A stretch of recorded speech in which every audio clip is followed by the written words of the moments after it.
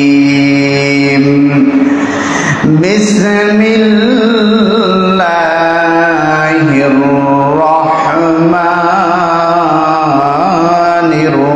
الرحيم ولا تركنوا إلى الذين ظلموا فتمسكم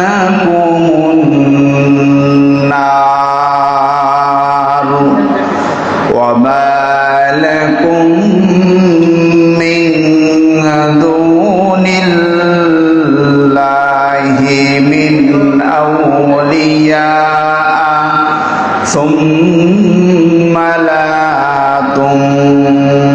تنصرون وقال تعالى في آية أخرى ولا تعاونوا على الإثم والعدوان واتقوا الله إن الله شديد العقاب صدق الله العظيم وصدق رسوله النبي الكريم ونحن على ذلك لمن الشاهدين والشاكرين والذاكرين والحمد لله رب العالمين وقال تعالى في شان حبيبه مخبرا وآمرا إن الله وملائكته يصلون على النبي يا أيها الذين آمنوا صلوا عليه وسلموا تسليما درود إبراهيم পড়ি اللهم صل على محمد وعلى آل محمد كما صليت على إبراهيم وعلى آل إبراهيم إنك حميد مجيد اللهم بارك على محمد وعلى آل محمد كما باركت على إبراهيم وعلى آل إبراهيم إنك حميد مجيد সূর্য জানাই তসলিম তরে প্রভাত কিরণ দিয়ে চাঁদের আলো চেয়ে পড়ে কোটি সালাম দিয়ে বলগল উলা বিকামালিহি কাশাফাদ দুজা বিজামালিহি حسنت جميع خصاله صلوا عليه وآله محبت الشهيد لا إله إلا الله لا إله إلا الله لا إله إلا الله لا إله إلا الله لا إله إلا الله لا إله إلا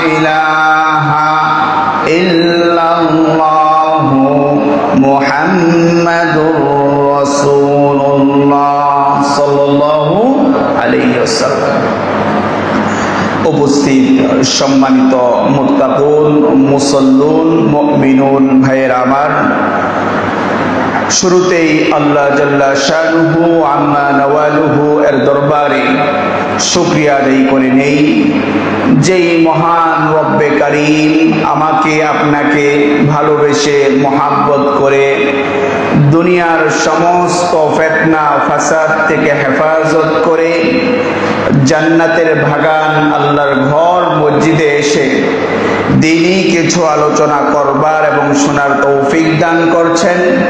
সেই মহান রবের দরবারে জবান ছেড়ে ভক্তি ভরা কণ্ঠে সকল ঐক্য আওয়াজে শুকরিয়া আদায় করে নেই। সকলে বলি আলহামদুলিল্লাহ।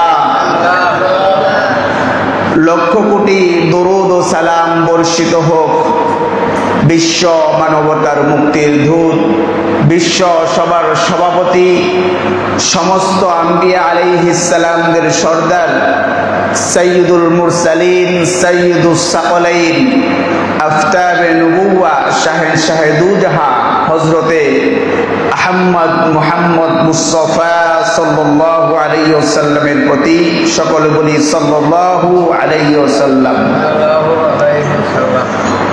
সম্মানিত উপস্থিতি, বরাবরের ন্যায় আমরা আল্লাহর হাবিব সাল্লাল্লাহু আলাইহি ওয়াসাল্লামের জীবনী নিয়ে আলোচনা করছিলাম। সেই ধারাবাহিকতায় আজকে আমরা সিরাত সপ্তম পর্ব আলোচনা করব। কততম পর্ব? সপ্তমতম পর্ব। তো গত সপ্তাহে আমাদের আলোচনা শেষ হয়েছিল আল্লাহর হাবিব সাল্লাল্লাহু আলাইহি ওয়াসাল্লাম মক্কা থেকে মদিনায় হিজরত করলেন। আল্লাহর হাবিব সাল্লাল্লাহু আলাইহি ওয়াসাল্লামের একজন সাথী ছিলেন, তার নাম কি? হযরতে আবু বকর সিদ্দিক রাদিয়াল্লাহু তাআলা আনহু হিজরতের সাথী ছিলেন। তো যখন মদিনার সমস্ত লোক জানতে পারলো আল্লাহর হাবিব সাল্লাল্লাহু আলাইহি ওয়াসাল্লাম মদিনায় আসবেন, সেদিন থেকেই মদিনার অধিবাসীরা, মদিনার সাহাবীরা আল্লাহর হাবিব সাল্লাল্লাহু আলাইহি ওয়াসাল্লামের জন্য অপেক্ষা করতেন। মক্কার মেইন দরজায়, মেইন গেটে, মেইন মহল্লায় দাঁড়িয়ে থাকতেন। তো যেদিন আল্লাহ হাবিব সাল্লাল্লাহু আলাইহি ওয়াসাল্লাম মদিনায় প্রবেশ করবেন, সেদিন ছিল প্রচন্ড রোদ। সেদিন দুপুর বেলায় সমস্ত সাহাবীরা, মদিনাবাসীরা তারা ঘরের ভিতরে চলে গিয়েছে। তো কোনো এক কারণে এক ইহুদি একটি উঁচু টিলার উপরে উঠেছে, তার কোনো নিজস্ব কারণে। হঠাৎ সে দূর থেকে দেখতে পায় যে দুইজন লোক উটের পিঠে চড়ে মদিনার দিকে আসতেছে। তো সেই ইহুদি জানতো যে মদিনায় মুসলমানদের নবী, বিশ্ব নবী আসবেন। সে দূর থেকে লক্ষ্য করে দেখে আল্লাহর হাবিব সাল্লাল্লাহু আলাইহি ওয়াসাল্লামের চেহারা নূরে নূরান্বিত হয়ে উজ্জ্বল হয়ে যাচ্ছে। সে আর বুঝতে দেরি করলো না, এটাই হচ্ছে মুসলমানদের ইসলামের নবী, বিশ্ব নবী আল্লাহর হাবিব সাল্লাল্লাহু আলাইহি ওয়াসাল্লাম। তো যখন সে এই অবস্থা দেখলো, তখন সে মদিনাবাসীকে ডাক শুরু করলো, ইয়া মাশারাল মাদিনা, ও মদিনাবাসী, তোমরা এতদিন যার জন্য অপেক্ষা করছিলা, যেই নবীর জন্য অপেক্ষা করছিলাম, মনে হয় তোমাদের আমাদের সেই নবী আজকে আগমন করছেন। এই কথা শুনেন মদিনার সমস্ত অধিবাসী তাদের ঘর থেকে বের হয়ে যায়। বের হয়ে আল্লাহর হাবিব সাল্লাল্লাহু আলাইহি ওয়াসাল্লামের জন্য অপেক্ষা করতে থাকে। যখন তারা দেখতে পায় বিশ্ব নবী আল্লাহর হাবিব সাল্লাল্লাহু আলাইহি ওয়াসাল্লাম মদিনায় আগমন করছেন, মদিনায় আগমন করার সঙ্গে সঙ্গে তারা আল্লাহর হাবিব সাল্লাল্লাহু আলাইহি ওয়াসাল্লামকে সংবর্ধনা দেয়া শুরু করলো। আমার ভাইরা, বিশ্ব নবী মদিনায় এসে কোথায় থাকবে, কি করবে, কোন জায়গায় বাড়ি বানাবে, এই চিন্তা ভাবনা আল্লাহর হাবিব সাল্লাল্লাহু আলাইহি ওয়াসাল্লাম করার আগেই মদিনার সমস্ত সাহাবীরা, মদিনার অধিবাসীরা আল্লাহর হাবিব সাল্লাল্লাহু আলাইহি ওয়াসাল্লামের উটের লাগাম নিয়ে টানাটানি শুরু করলো। বলেন সুবহানাল্লাহ। এক সাহাবী বলে, ইয়া রাসূলুল্লাহ, ইয়া হাবিবাল্লাহ, আপনি আমার বাসায় উঠেন। আর এক সাহাবী বলে, না না নবী, আপনি আমার বাসায় উঠেন। আর এক সাহাবী বলে, আমার সাথে চলেন।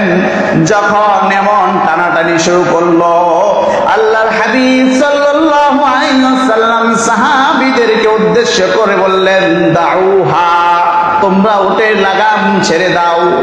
ফাইন্নাহা মা'মুরা, কেননা এই উটটি আল্লাহ তাআলার পক্ষ থেকে আদেশপ্রাপ্ত হবে। এই উটটি যেই জায়গায় গিয়ে থামবে সেই জায়গায় আমি নবী মুহাম্মদ রাসূলুল্লাহ একটি মসজিদ নির্মাণ করব। বলেন সুবহানাল্লাহ। এই কথা শোনার পর সমস্ত সাহাবী উটের লাগাম ছেড়ে দিল, ঝগড়াঝাটি বাদ দিয়ে দিল। আল্লাহ তাআলার আদেশে উটটি সামনের দিকে চলতে লাগলো। হঠাৎ এক জায়গায় গিয়ে সেই উটটি থামলো। আল্লাহর হাবিব সাল্লাল্লাহু আলাইহি ওয়াসাল্লাম সাহাবীদেরকে ডাক দিয়ে বলে, রে সাহাবীরা রে, শুনে রাখো, শুনে রাখো, আমি নবী মুহাম্মদ রাসূলুল্লাহ এই জায়গায় একটি মসজিদ নির্মাণ করব এবং এইখানেই আমার পরিবারের জন্য আমি ঘর নির্মাণ করব। বলেন সুবহানাল্লাহ। এভাবে আল্লাহর হাবিব সাল্লাল্লাহু আলাইহি ওয়াসাল্লাম যেই জায়গায় উটটি দাঁড়িয়েছিল, আজকে মসজিদে নববীর, মসজিদে মদিনার প্রথম দরজা হয়েছে সেটা। বলেন সুবহানাল্লাহ। আমার ভাইয়েরা, আল্লাহর হাবিব সাল্লাল্লাহু আলাইহি ওয়াসাল্লাম উট থেকে নামলেন না। উটটি আবার ঘুরে ফিরে সেই পূর্বের জায়গায় এসে অবস্থান করলো। যেই জায়গায় উটটি অবস্থান করলো সেই জায়গার নাম হচ্ছে বনু নাজ্জারের মহল্লা। যেই জায়গায় আল্লাহর হাবিব সাল্লাল্লাহু আলাইহি ওয়াসাল্লাম মনে মনে থাকার ইচ্ছা করেছিলেন, আল্লাহ পাক রব্বুল আলামিন আল্লাহর হাবিব সাল্লাল্লাহু আলাইহি ওয়াসাল্লামের মনের আশা পূরণ করে সেই জায়গায় উটটি থামালো। আমার ভাইরা, যখন ঘোষণা হলো আল্লাহর হাবিব সাল্লাল্লাহু আলাইহি ওয়াসাল্লাম বনু নাজ্জারের মহল্লায় থাকবেন, তখন বনু নাজ্জারের সমস্ত লোক আল্লাহর হাবিব সাল্লাল্লাহু আলাইহি ওয়াসাল্লামকে নিয়ে যাইতে চাইল। এমন সময় সাহাবী আবু আইয়ুব আনসারী রাদিয়াল্লাহু তাআলা আনহু আল্লাহর হাবিব সাল্লাল্লাহু আলাইহি ওয়াসাল্লামের উটের লাগাম ধরে বলল, ইয়া রাসূলুল্লাহ, ইয়া হাবিবাল্লাহ, আমি আপনাকে আমার বাসায় নিয়ে যেতে চাই। আল্লাহর হাবিব সাল্লাল্লাহু আলাইহি ওয়াসাল্লাম রাজি হয়ে গেলেন। আর আল্লাহর হাবিব সাল্লাল্লাহু আলাইহি ওয়াসাল্লাম আবু আইয়ুব আনসারী রাদিয়াল্লাহু তাআলা আনহুর বাসায় উঠলেন। আবু আইয়ুব আনসারী রাদিয়াল্লাহু তাআলা আনহু এর বাসা ছিল 2 তলা বিশিষ্ট। কয় তলা? 2 তলা। তো আবু আইয়ুব আনসারী রাদিয়াল্লাহু তাআলা আনহু আল্লাহর হাবিবকে বলল, ইয়া রাসূলুল্লাহ, আপনি উপরের তলায় থাকেন আর আমরা নিচ তলায় থাকি। কিন্তু আল্লাহর হাবিব সাল্লাল্লাহু আলাইহি ওয়াসাল্লাম বললেন, না না, উপরের তলায় তোমরা থাকো, কেননা আমি নিচ তলায় থাকবো এজন্য কারণ আমি মদিনায় মাত্রই এসেছি। সুতরাং মদিনার অনেক সাহাবী, মদিনার অনেক মানুষ আমার সাথে দেখা করার জন্য আসবে। যদি আমি উপরের তলায় থাকি তাহলে নিচতলা দিয়ে উপরের তলায় যেতে হবে, নিচতলার মানুষের কষ্ট হবে। সুতরাং আমি নিচতলায় থাকি। ও মুসলমান, একদিনের ঘটনা, আবু আইয়ুব আনসারী রাদিয়াল্লাহু তাআলা আনহু উপরের তলায় থাকা শুরু করলেন। উপরের তলায় থাকা শুরু করার পর হঠাৎ একদিন পাত্র থেকে পানি পড়ে গেল। আবু আইয়ুব আনসারী রাদিয়াল্লাহু তাআলা আনহু, তাদের শুধুমাত্র একটি কম্বল ছিল, সেই কম্বল বের করে সমস্ত পানি মোছা শুরু করলেন। যদি পানি চুইয়ে চুইয়ে আল্লাহর হাবিব সাল্লাল্লাহু আলাইহি ওয়াসাল্লামের কাছে যায়, তাহলে তো আল্লাহর হাবিব সাল্লাল্লাহু আলাইহি ওয়াসাল্লাম কষ্ট পাবে। আমার ভাইরা, সাহাবীরা আল্লাহর হাবিবকে এত পরিমাণ ভালোবেসেছেন, সিরাতের কিতাবের মধ্যে লিখে, যদি সাহাবীদের জান 100 বার দেওয়া হয়, 100 বারই আল্লাহর হাবিব সাল্লাল্লাহু আলাইহি ওয়াসাল্লামের জন্য তাদের জান কুরবান দেওয়ার জন্য প্রস্তুত। বলেন সুবহানাল্লাহ। এত পরিমাণ ভালোবাসা সাহাবীরা আল্লাহর হাবিব সাল্লাল্লাহু আলাইহি ওয়াসাল্লামকে বেসেছেন। আল্লাহর হাবিব সাল্লাল্লাহু আলাইহি ওয়াসাল্লাম আবু আইয়ুব আনসারী রাদিয়াল্লাহু তাআলা আনহুর বাড়িতে থাকলেন।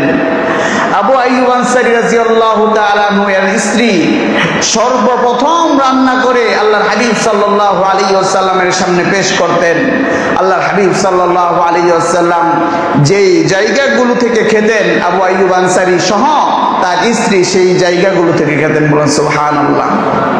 অতঃপর কিছুদিন যাওয়ার পর আল্লাহর হাবিব সাল্লাল্লাহু আলাইহি ওয়াসাল্লামের সহধর্মিণী, আল্লাহর হাবিব সাল্লাল্লাহু আলাইহি ওয়াসাল্লামের স্ত্রী আমাদের আম্মাজান সাউদা বিনতে জামাআ রাদিয়াল্লাহু তাআলা আনহা মক্কা থেকে মদিনায় হিজরত করে আসেন। তার সাথে সাথে আল্লাহর হাবিব সাল্লাল্লাহু আলাইহি ওয়াসাল্লামের কন্যা ফাতেমা এবং উম্মে কুলসুম রাদিয়াল্লাহু তাআলা আনহুমা এরাও মক্কা থেকে মদিনায় হিজরত করে চলে আসেন। এবার আসুন, আল্লাহর হাবিব সাল্লাল্লাহু আলাইহি ওয়াসাল্লাম মদিনায় এসে মদিনাকে একটি ইসলামী রাষ্ট্র হিসেবে গড়ে তোলার জন্য 4 দফা কর্মসূচি ঘোষণা করেছেন। কয় দফা? 4 দফা। তাম দুনিয়ার ইসলাম কায়েমের কর্মীদের উচিত আল্লাহর হাবিব সাল্লাল্লাহু আলাইহি ওয়াসাল্লামের এই 4 দফা কর্মসূচি হাতে নেওয়া। যদি যারা ইসলাম কায়েম করতে চায়, তারা যদি আল্লাহর হাবিব সাল্লাল্লাহু আলাইহি ওয়াসাল্লামের এই 4টি ফর্মুলা অনুসরণ করে, তাহলে ইসলামী রাষ্ট্র কায়েম করা সম্ভব। তাহলে আসুন জেনে নেই আল্লাহর হাবিব সাল্লাল্লাহু আলাইহি ওয়াসাল্লাম কি কি কর্মসূচি হাতে নিয়েছিলেন। 1 নম্বর কর্মসূচি আল্লাহর হাবিব সাল্লাল্লাহু আলাইহি ওয়াসাল্লাম হাতে নিলেন। আল্লাহর হাবিব সাল্লাল্লাহু আলাইহি ওয়াসাল্লাম সর্বপ্রথম একটি মসজিদ নির্মাণ করলেন। কি নির্মাণ করলেন? মসজিদ নির্মাণ করলেন। এর প্রতিটি ব্যাখ্যা ইনশাআল্লাহ দিব। 2 নম্বর আল্লাহর হাবিব সাল্লাল্লাহু আলাইহি ওয়াসাল্লাম মদিনার অভ্যন্তরীণ বিষয় নিয়ে বাহিরের কোনো দেশ, বাহিরের কোনো কেউ যেন কোনো হস্তক্ষেপ না করতে পারে, এজন্য আল্লাহর হাবিব সাল্লাল্লাহু আলাইহি ওয়াসাল্লাম পৃথিবীর ইতিহাসের মধ্যে সর্বপ্রথম লিখিত সংবিধান তৈরি করেন। এই সংবিধানকে মদিনা সনদ বলে আমরা পরিচিত। নাম শুনেন নাই? মদিনা সনদ। মদিনা সনদ নামে অবহিত এই সংবিধান আল্লাহর হাবিব সাল্লাল্লাহু আলাইহি ওয়াসাল্লাম তৈরি করেছিলেন। 3 নম্বরে আল্লাহর হাবিব সাল্লাল্লাহু আলাইহি ওয়াসাল্লাম ইসলামী রাষ্ট্র কায়েম করার জন্য সেই মক্কা থেকে সাহাবীরা তাদের ঘর বাড়ি, আত্মীয় স্বজন, পরিবার, ব্যবসা বাণিজ্য সব কিছু রেখে চলে এসেছে, মদিনায় হিজরত করেছে। এজন্য মদিনায় আনসার, সাহাবী এবং মুহাজিরদের মধ্যে একটি ভ্রাতৃত্ব বন্ধন তৈরি করার জন্য আল্লাহর হাবিব সাল্লাল্লাহু আলাইহি ওয়াসাল্লাম কিছু আনসার সাহাবী এমন তৈরি করেছেন, যারা সব সময় সুখে দুঃখে পাশে, সব সময় মুহাজির সাহাবীদের পাশে ছিল। 4 নম্বর কর্মসূচি হচ্ছে আল্লাহর হাবিব সাল্লাল্লাহু আলাইহি ওয়াসাল্লাম ইসলামকে রক্ষা করার জন্য, মদিনাকে রক্ষা করার জন্য, ইসলামকে কায়েম করার জন্য কিছু সৈনিক তৈরি করেন, কিছু মুজাহিদ বাহিনী তৈরি করেন, যাদেরকে আল্লাহর হাবিব সাল্লাল্লাহু আলাইহি ওয়াসাল্লাম আদেশ দিলে আগুনে ঝাঁপিয়ে পড়বে, যাদেরকে আল্লাহর হাবিব সাল্লাল্লাহু আলাইহি ওয়াসাল্লাম আদেশ দিলে যে কোনো যুদ্ধে, যে কোনো জায়গায় তারা যেতে প্রস্তুত, এমন একটি বাহিনী আল্লাহর হাবিব সাল্লাল্লাহু আলাইহি ওয়াসাল্লাম তৈরি করলেন। এখন আসুন, মসজিদ কেন নির্মাণ করলেন আর কিভাবে নির্মাণ করলেন? একটু আগে আপনাদের সামনে বলেছিলাম আল্লাহর হাবিব সাল্লাল্লাহু আলাইহি ওয়াসাল্লামের উট একটি জায়গায় গিয়ে থেমেছিল, মনে আছে? সেই জায়গায় আল্লাহর হাবিব সাল্লাল্লাহু আলাইহি ওয়াসাল্লাম মসজিদ নির্মাণ করতে চাইলেন। খোঁজ নিয়ে দেখা গেল সেই জায়গাটি 2 জন ইয়েতিম বালকের। 2 জন কাদের? এতিম বালকের। আমার ভাইরা, আল্লাহর হাবিব সাল্লাল্লাহু আলাইহি ওয়াসাল্লাম দুইজন এতিম বালককে প্রস্তাব দিলেন, তোমাদের জায়গাটি আমি ক্রয় করতে চাই, তোমাদের জায়গায় আমি মসজিদ নির্মাণ করতে চাই। আল্লাহর হাবিব সাল্লাল্লাহু আলাইহি ওয়াসাল্লামকে জানানো হলো তারা বিক্রি করবে না, কিন্তু একটি শর্তে বিক্রি করতে পারে। যদি তারা শুনেছে আল্লাহর হাবিব সাল্লাল্লাহু আলাইহি ওয়াসাল্লাম মহান ব্যক্তি, তার অনেক গুণাগুণ রয়েছে, তিনি মুসলমানদের নবী, যেহেতু তাদের জায়গায় মসজিদ নির্মাণ করা হবে, যদি বিনামূল্যে সেই জায়গাটি নেয় তাহলেই তারা দিবে, অন্যথায় দিবে না। বলেন সুবহানাল্লাহ। এতিম বালক কত বড় উদার মনের অধিকারী।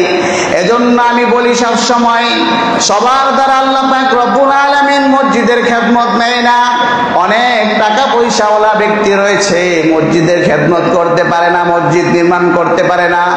আবার অনেক লোক এমন রয়েছে যাদের পকেটে 100 টাকা রয়েছে, আল্লাহর কথা বলে, আল্লাহর দ্বীনের কথা বললে, মসজিদের কথা বললে 100-100 মেরে দেয়। আছে না নাই? আল্লাহ পাক রব্বুল আলামিন আমাদেরকে এরকম উদার মন মানসিকতার হওয়ার তৌফিক দান করুন, সকলে বলে আমিন। আমার ভাইরাম, সাহাবীদের সাথে পরামর্শ করলো আল্লাহর হাবিব সাল্লাল্লাহু আলাইহি ওয়াসাল্লাম। আল্লাহর হাবিব সাল্লাল্লাহু আলাইহি ওয়াসাল্লাম অপরের হকের ব্যাপারে আল্লাহর হাবিব সাল্লাল্লাহু আলাইহি ওয়াসাল্লাম খুব পবিত্র ছিল। আল্লাহর হাবিব সাল্লাল্লাহু আলাইহি ওয়াসাল্লাম বলল, তারা তো দুইজন এতিম বালক, যদি এই জায়গাটুকু দিয়ে দেয় তাহলে তারা সামনে কিভাবে চলবে? এজন্য পরামর্শ কর্মে আল্লাহর হাবিব সাল্লাল্লাহু আলাইহি ওয়াসাল্লাম অর্থ দিয়ে সেই জায়গা ক্রয় করে নিলেন। জায়গা ক্রয় করে নেওয়ার পর আল্লাহর হাবিব সাল্লাল্লাহু আলাইহি ওয়াসাল্লাম সাহাবীদেরকে আদেশ দিলেন, আরে সাহাবীরা রে, মসজিদের কাজ শুরু করো। সাহাবীরা খেজুর গাছ দিয়ে পিলার তৈরি করলো, খুঁটি তৈরি করলো। আল্লাহর হাবিব সাল্লাল্লাহু আলাইহি ওয়াসাল্লাম নিজে পাথর বহন করে সেই মসজিদের দেওয়াল তৈরি করলো, এবং এখনকার মতো এত দামি দামি টাইলস ছিল না। আল্লাহর হাবিব সাল্লাল্লাহু আলাইহি ওয়াসাল্লাম নুরি পাথর এবং বালু দিয়ে ফ্লোর তৈরি করলো।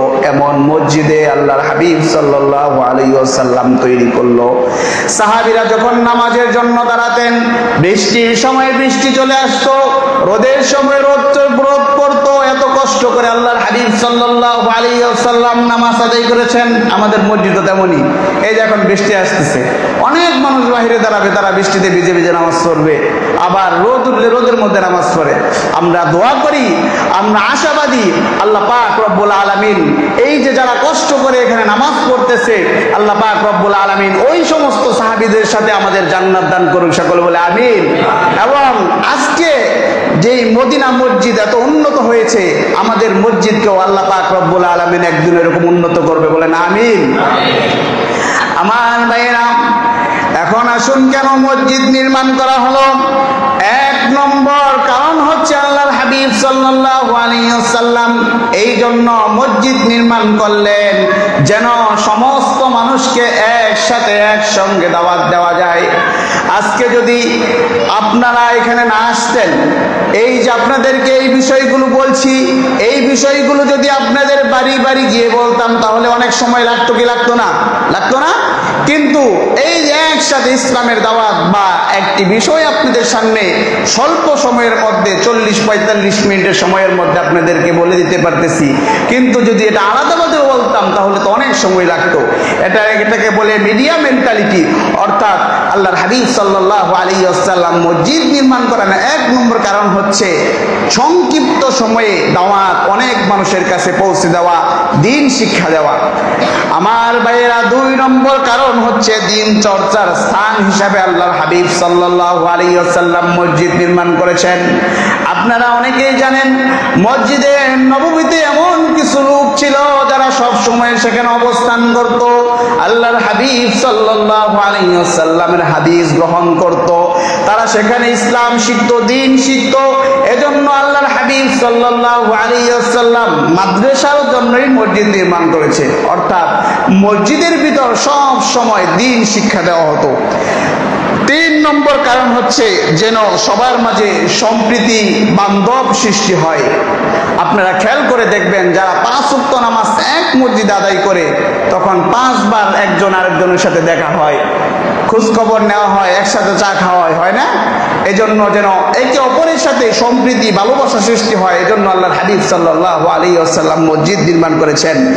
4 নম্বর কারণ হচ্ছে মক্কা থেকে যেই সমস্ত মুহাজিররা হিজরত করে মদিনায় এসেছে তাদের তো থাকার জায়গা নেই। অনেক মুহাজির এই মসজিদের মধ্যে রাত যাপন করেছে, দিন যাপন করেছে, পরে আস্তে আস্তে বাড়িঘর বানিয়েছে। 5 নম্বর কারণ হচ্ছে মসজিদ একটি অটু দাওয়াতের কেন্দ্র। যেমন কথার কথা এইখানে যদি কিছু লোক কাজ করে, নামাজের সময় হয়ে গেছে তখন কিন্তু তারা কাজ বন্ধ করে দেয়। অনেকের বিবেকে বাজে যে এখানে নামাজ পড়বে, আমি এখন চলে গেলে বিষয়টা কেমন, নামাজ পড়ে এসে, অথবা কোনো পথিক এদিক দিয়ে যাচ্ছে নামাজ চলতেছে তখন বলে যে একটু সময় তো নামাজটা পড়ে যাই। অর্থাৎ মসজিদ একটি অটু দাওয়াত কেন্দ্র। 6 নম্বর কারণ হচ্ছে এখান থেকে আল্লাহর হাবিব সাল্লাল্লাহু আলাইহি ওয়াসাল্লাম জিহাদের উদ্দেশ্যে মানুষদেরকে প্রেরণ করেছেন। অর্থাৎ আল্লাহর হাবিব সাল্লাল্লাহু আলাইহি ওয়াসাল্লাম যতগুলো জিহাদ প্রেরণ করেছেন, যতগুলো যুদ্ধ করেছেন, সব যুদ্ধের কেন্দ্র, সব যুদ্ধের ঝান্ডা পতাকা এইখানে আমিরের হাতে আল্লাহর হাবিব সাল্লাল্লাহু আলাইহি ওয়াসাল্লাম দিয়েছেন। সম্মানিত উপস্থিতি, এই হচ্ছে মসজিদগুলো বানানোর কারণ। এখন বলুন, এই মসজিদ বানিয়ে কি উপকার হয়েছে না ক্ষতি হয়েছে? উপকার হয়েছে। 2 নম্বর যেই কর্মসূচি আল্লাহর হাবিব সাল্লাল্লাহু আলাইহি ওয়াসাল্লাম হাতে নিয়েছিলেন সেটি হচ্ছে পৃথিবীর ইতিহাসের মধ্যে আর কেউ আল্লাহর হাবিব সাল্লাল্লাহু আলাইহি ওয়াসাল্লামের আগে লিখিত সংবিধান তৈরি করেনি। আল্লাহর হাবিব সাল্লাল্লাহু আলাইহি ওয়াসাল্লাম সর্বপ্রথম লিখিত সংবিধান তৈরি করেছেন। আমার ভাইরা, আল্লাহর হাবিব সাল্লাল্লাহু আলাইহি ওয়াসাল্লাম কি এমন লিখিত সংবিধান তৈরি করলেন যে 10 বছরের মধ্যে মদিনাকে সোনার মদিনায় রূপান্তরিত করলেন। যেই মদিনায় জাহেলি যুগ ছিল, যেই মদিনায় ঝগড়া মারামারি কাটাকাটি হানাহানি ছিল, সেই মদিনায় এত শান্ত পরিবেশ, এত শান্তি, ক্ষুধা নিবারণ সহ অস্ত্র বস্ত্র যা আছে সব কিছু এই 10 বছরের মধ্যে আল্লাহর হাবিব সাল্লাল্লাহু আলাইহি ওয়াসাল্লাম মদিনা শহরের মধ্যে করে ফেলেছেন। এত উন্নত কোন ফর্মুলাই করেছেন তা আমাদের জানা দরকার আছে নাকি নাই? আল্লাহর হাবিব সাল্লাল্লাহু আলাইহি ওয়াসাল্লাম মদিনায় সংবিধানের মধ্যে 47টি ধারা লিখেন। কয়টি ধারা? 47টি ধারা। সকলে বলেন কয়টি ধারা? আমার ভাইরা, তার মধ্যে 1 নম্বর ধারা আল্লাহর হাবিব সাল্লাল্লাহু আলাইহি ওয়াসাল্লাম লিখেন, আজ থেকে এই মদিনার মধ্যে কোন ব্যক্তি কোন অন্যায়কারীকে, কোন অন্যায়কে সমর্থন করা যাবে না, সাপোর্ট করা যাবে না, অন্যায়ের সহযোগিতা করা যাবে না, অন্যায়কে প্রশ্রয় দেওয়া যাবে না। কি সুন্দর সংবিধান আল্লাহর হাবিব সাল্লাল্লাহু আলাইহি ওয়াসাল্লাম প্রণয়ন করলেন। এই কথা বললেন না কেউ অন্যায় করতে পারবে না, কারণ অন্যায় তো মানুষ করবেই, শয়তান তো 24 ঘন্টা পিছে লাগিয়ে আছে। এজন্য আল্লাহর হাবিব সাল্লাল্লাহু আলাইহি ওয়াসাল্লাম বললেন অন্যায়ের প্রশ্রয় দেওয়া যাবে না, অন্যায়কারীকে সাপোর্ট করা যাবে না। হায় আফসোস, আজকে যদি আমার বাংলাদেশে এই সংবিধানের মধ্যে যদি এই ধারাটা থাকতো তাহলে কত উপকার হতো। এর কারণ হচ্ছে এই বাংলার জমিনে অন্যায়কারীকে প্রশ্রয় দেওয়ার জন্য, সাপোর্ট করার জন্য লোকজন নাই, নাই, রাজনীতিবিদ নাই, কোন দল নাই। অথচ এই সমস্ত লোক, এই সমস্ত রাজনীতিবিদ, অনেক দল এমন রয়েছে যারা অন্যায়কারীকে সাপোর্ট দিয়ে সব সময় বাঁচিয়ে রাখে। আর এই সমস্ত সমাজের মধ্যে যারা দেখবেন অন্যায় করে, চাঁদাবাজি করে, রাহাজানি করে, এই সমস্ত লোক যে যখন ক্ষমতায় থাকে তার লেজ ধরে বেঁচে থাকে। ঠিক নাকি বেঠি? আমার ভাইরা, আল্লাহর হাবিব সাল্লাল্লাহু আলাইহি ওয়াসাল্লাম মদিনার সনদের মধ্যে 1 নম্বর সংবিধানের মধ্যে 1 নম্বর ধারার মধ্যে লিখলেন, এই মদিনায় আজকে থেকে কোন ব্যক্তি অন্যায়কারীকে সাপোর্ট করতে পারবে না। এজন্য আপনারা জানেন, এই কিছুদিন আগে গত শনিবারে নর্থ সাউথ ইউনিভার্সিটির একজন শিক্ষার্থী আমাদের এই 99% মুসলমানের বাংলাদেশে আল্লাহর কোরআনকে অবমাননা করেছে, আপনারা দেখেন নাই?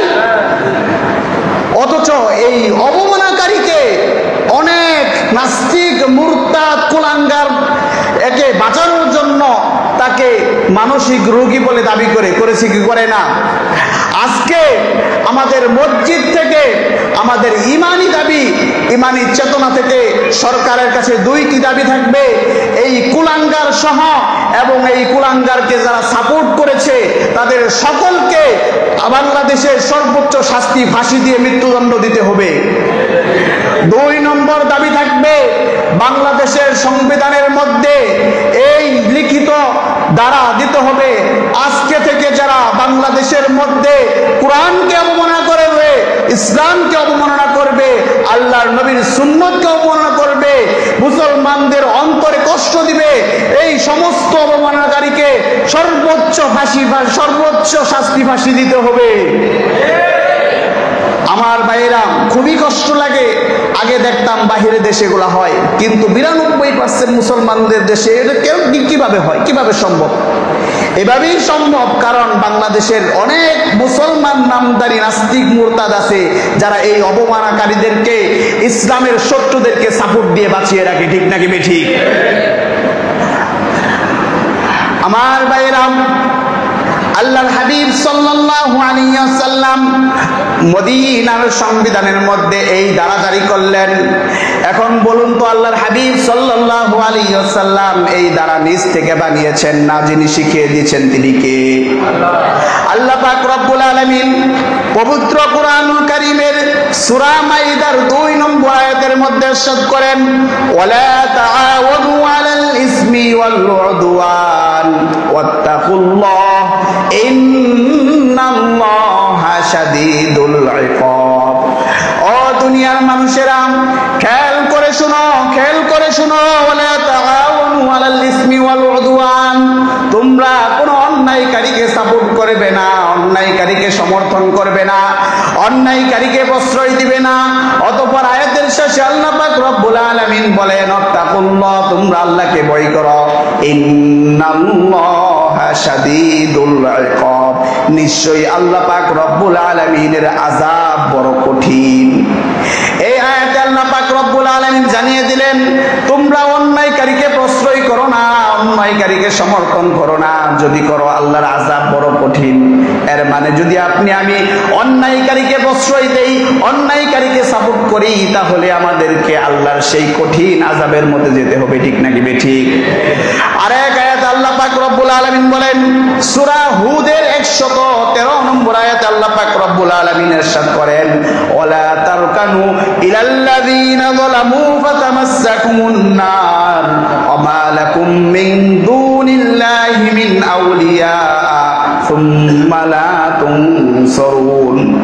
ও দুনিয়ার মানুষেরা, খেয়াল করে শোনো, ওয়ালা তারকানু ইলাল্লাযীনা যালামু, তোমরা একে অপরকে জুলুম করো না, নিজেও জুলুম করো না, এবং যারা একে অপরকে জুলুম করে তাদের সমর্থন করো না, তাদেরকে সাপোর্ট করো না। যদি তোমরা তাদেরকে সাপোর্ট করো, সেই জুলুমকারী ব্যক্তি জুলুম করে, নির্যাতন করে, অন্যায় করে যেই জাহান্নামে যাবে, তুমি আমি যদি আমরা তাকে সাপোর্ট করি তাহলে আমরাও তার সাথে সেই জাহান্নামে যাব। বলেন নাউজুবিল্লাহ। এজন্য অন্যায়কারীকে কি সাপোর্ট করা যাবে? আমার ভাইরা, বাংলাদেশের সংবিধানেও অনেক সুন্দর সুন্দর কথা লেখা রয়েছে, কিন্তু সংবিধান লেখা একটা, কাজে আরেকটা, এমন না? কিন্তু মদিনার সংবিধানের মধ্যে যেই সমস্ত ধারা লেখা রয়েছে, যেই সমস্ত কথা লেখা রয়েছে, তা পাই টু পাই আল্লাহর হাবিব সাল্লাল্লাহু আলাইহি ওয়াসাল্লাম বাস্তবায়ন করতেন। আমার ভাইরা, মদিনার এক সম্ভ্রান্ত বংশের মহিলা, আর অপর দিকে আল্লাহর হাবিব সাল্লাল্লাহু আলাইহি ওয়াসাল্লামের আত্মীয় হয় এমন এক মহিলা, বনু মাকসুম গোত্রের মহিলা, চুরি করে বসলো। কি করে বসলো? কথা বলেন না কেন? কি করলো? চুরি করলো। তো চুরি করার বিধান কোরআনে কি? চুরি করলে কি করতে হয়? কি জানি কাটতে হয়? হাত কাটতে হয়। আল্লাহ পাক রব্বুল আলামিন কোরআনুল কারীমের মধ্যে লিখেছেন, ওয়াসসারিকু ওয়াসসারিকাতু ফাকতউ আইদিয়াহুমা, চোর এবং চুরনি কেউ যদি চুরি করে তাহলে তার বিধান হচ্ছে হাত কেটে দাও। আমার ভাইরা, যখন আল্লাহর হাবিব সাল্লাল্লাহু আলাইহি ওয়াসাল্লামের কাছের আত্মীয় চুরি করে বসলো। তখন সাহাবীরা চিন্তা করলো এই মহিলা এত সম্ভ্রান্ত বংশের মহিলা, আর অপর দিকে আল্লাহর হাবিব সাল্লাল্লাহু আলাইহি ওয়াসাল্লামের আত্মীয়, এই মহিলার যদি হাত কেটে দেওয়া হয় তাহলে আল্লাহর হাবিব সাল্লাল্লাহু আলাইহি ওয়াসাল্লামের মানের ক্ষতি, আর এই মহিলার হাত কাটা হলে মদিনার মধ্যে বিশৃঙ্খলা সৃষ্টি হয়ে যাবে। তখন সাহাবীরা এই সাহস নাই আল্লাহর হাবিব সাল্লাল্লাহু আলাইহি ওয়াসাল্লামকে বলবে যে হাতটা না কাইতে, এই সাহস সাহাবীদের নাই। আমার ভাইরা, সাহাবীরা চিন্তা করলো আল্লাহর হাবিব সাল্লাল্লাহু আলাইহি ওয়াসাল্লাম ছোট ছোট বাচ্চাদেরকে ভালোবাসতেন। এক ছোট বাচ্চা ছিল যার নাম উসামা বিন যায়েদ। নাম কি? উসামা বিন যায়েদ। আল্লাহর হাবিব সাল্লাল্লাহু আলাইহি ওয়াসাল্লামের পালক পুত্র যায়েদ রাদিয়াল্লাহু তাআলা আনহুর সন্তানকে শিখিয়ে দিল, ও উসামা বিন যায়েদ, তোমাকে যখন আল্লাহর হাবিব সাল্লাল্লাহু আলাইহি ওয়াসাল্লাম কোলে নিয়ে আদর করবে তখন তুমি শুধু এই কথাটা বলবা, ইয়া রাসূলুল্লাহ, ইয়া হাবিবাল্লাহ, এই মহিলার যদি হাত কাটেন তাহলে আপনার মান সম্মানের ক্ষতি, মদিনার মধ্যে বিশৃঙ্খলা সৃষ্টি হইব। তখন আল্লাহর হাবিব সাল্লাল্লাহু আলাইহি ওয়াসাল্লাম, হাদিসের মধ্যে এসেছে, সুম্মা কামা ফাখতাবা, আল্লাহর হাবিব সাল্লাল্লাহু আলাইহি ওয়াসাল্লাম সেই বাচ্চাকে কোল থেকে নামিয়ে দিলেন। আল্লাহর হাবিব সাল্লাল্লাহু আলাইহি ওয়াসাল্লাম বুঝে ফেললেন এই বাচ্চার যত ওজন না ওজন, তার কথার তার থেকে বেশি ওজন, নিশ্চয়ই এই বাচ্চা নিজ থেকে এই কথা বলে নাই, সাহাবীরা শিখিয়ে দিয়েছে। আল্লাহর হাবিব সাল্লাল্লাহু আলাইহি ওয়াসাল্লাম সমস্ত সাহাবীদেরকে ডাক দিলেন, ও সাহাবীরা তোমরা মসজিদে আসো। সমস্ত সাহাবীরা মসজিদে আসলো আর ভয়ে কাঁপতে লাগলো, কি ব্যাপার আল্লাহর হাবিব সাল্লাল্লাহু আলাইহি ওয়াসাল্লাম এত রাগ কেন করলেন? আল্লাহর হাবিব সাল্লাল্লাহু আলাইহি ওয়াসাল্লাম সাহাবীদেরকে বলল, ও সাহাবীরা, তোমাদের এত বড় সাহস কিভাবে হয়? আতাশফাউ ফি হাদ্দিন মিন হুদুদিল্লাহি তাআলা, আল্লাহ তাআলার পক্ষ থেকে যেই বিধান এসেছে সেই বিধানের উপর কথা বলো, এত সাহস তোমাদের কিভাবে হয়? অতঃপর আল্লাহর হাবিব সাল্লাল্লাহু আলাইহি ওয়াসাল্লাম বলল, ওয়াল্লাহি লাউ আন্না ফাতিমাতা বিনতা মুহাম্মাদিন সারাকাত ফাকাতআত ইয়াদাহা, ও সাহাবীরা শুনে রাখো, আল্লাহর কসম দিয়ে আমি তোমাদেরকে বলছি, আজকে যদি আমার কন্যা ফাতেমা বিনতে মুহাম্মদ যদি এই কাজ করত, এই চুরি করত, আল্লাহি আল্লাহি, আমি আজকে তার হাত কেটে দিতাম। সম্মানিত হাজিরিন, আজকের বয়ান থেকে, আজকের আল্লাহর হাবিব সাল্লাল্লাহু আলাইহি ওয়াসাল্লামের সংবিধান থেকে আমাদের এই শিক্ষা নিতে হবে, আমাদের এই শিক্ষা নিতে হবে, আজকে যদি আমার ভাই অন্যায় পথে যায়, অন্যায়ের কথা বলে, তাহলে আমার ভাইয়ের বিরুদ্ধে আমার পদক্ষেপ নিতে হবে। আমার নেতা করলে নেতার বিরুদ্ধে যেতে হবে, আমার নেত্রী করলে, আমার দল অন্যায়ের সিদ্ধান্ত নিলে সেই অন্যায়ের বিরুদ্ধে কথা বলতে হবে। এমনকি আমার পিতাও যদি অন্যায় কাজ করে তাহলে সর্বপ্রথম যে কথা বলবে সে হচ্ছে আমি। ঠিক নাকি বেঠিক? অন্যায়ের বিরুদ্ধে কথা বলতে সবাই রাজি আছেন তো ইনশাআল্লাহ? আল্লাহ পাক রব্বুল আলামিন আমাদের সকলকে এই আল্লাহর হাবিব সাল্লাল্লাহু আলাইহি ওয়াসাল্লাম সমাজনীতি, রাষ্ট্রনীতি, পরিবার নীতি সবকিছু মেনে আমাদের জীবনকে সোনার জীবন এবং আমাদের দেশকে সোনার বাংলাদেশ করার তৌফিক দান করুন। সকল বলে আমিন। ওয়া আখিরু দাওয়ানা আলহামদুলিল্লাহি রাব্বিল আলামিন। সুন্নাত পড়ে